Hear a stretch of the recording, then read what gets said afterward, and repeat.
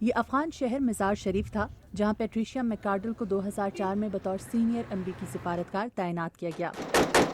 اس وقت افغانستان پر امریکی حملے کو 3 سال گزر چکے تھے اور امریکی افواج اور طالبان کے درمیان زبردست لڑائی جاری تھی۔ پیٹریشیا میکارڈل وہاں پہنچی تو انہیں اندازہ نہیں تھا کہ انہیں کن حالات کا سامنا کرنا پڑے گا۔ مجھے اندازہ ہوا کہ افغان حالات کا خوش اسلوبی سے مقابلہ کرنے والے اور موقع ملنے پر اپنے ملک کے لیے بہت کچھ کر جانے والے لوگ ہیں۔ میکارڈل ایک ایسے وقت میں افغانستان پہنچی جب افغان خواتین پر طالبان دور میں لگائی گئی بہت سی پابندیاں اٹھائی جا رہی تھیں۔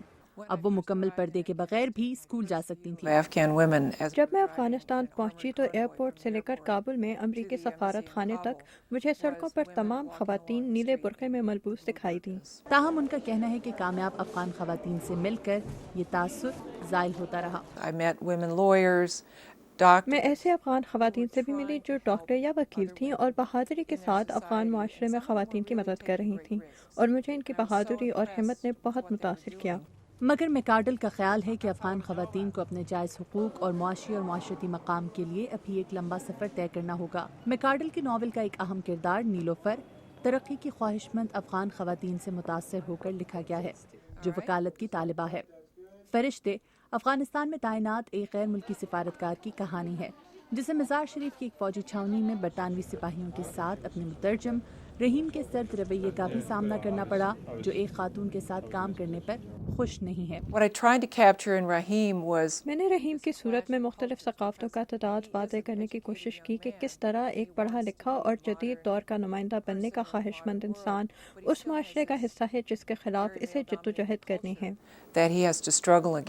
مگر افغانستان میں میکارڈل کے پاس لکھنے کے علاوہ بھی کرنے کو بہت کچھ تھا۔ ننھے افغان بچوں کو دن بھر کھانا پکانے کے لیے لکڑیاں جمع کرتے دیکھ کر انہوں نے افغان دیہاتوں کو شمسی توانائی سے چلنے والے سادہ چولہے استعمال کرنے کی تجویز دی۔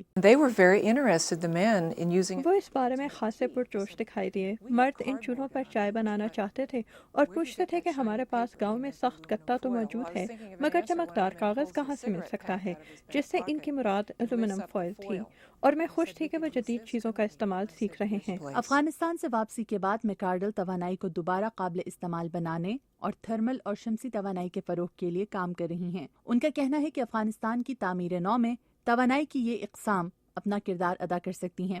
اس سے افغان بچوں کو بھی آزادی سے تعلیم حاصل کرنے کا موقع ملے گا اور وہ مفید اور کارآمد شہری بن سکیں گے۔ میری خواہش ہے کہ جتنا عرصہ بھی ہم افغانستان میں ہیں، ہم وہاں کی ترقی میں اپنا کردار ادا کر سکیں۔ ہماری کوشش ہونی چاہیے کہ دیہاتوں میں بسنے والے افغانوں تک نچلی سطح پر دوبارہ قابل استعمال توانائی کے ذرائع پہنچا سکیں۔ ریٹائرڈ سفارتکار پیٹریشیا میکارڈل افغانستان کے بہتر اور اچھے مستقبل کے لیے پر امید اور دعا گو ہیں۔ فائزہ المصری کے ساتھ مدیحہ انور، اردو VOA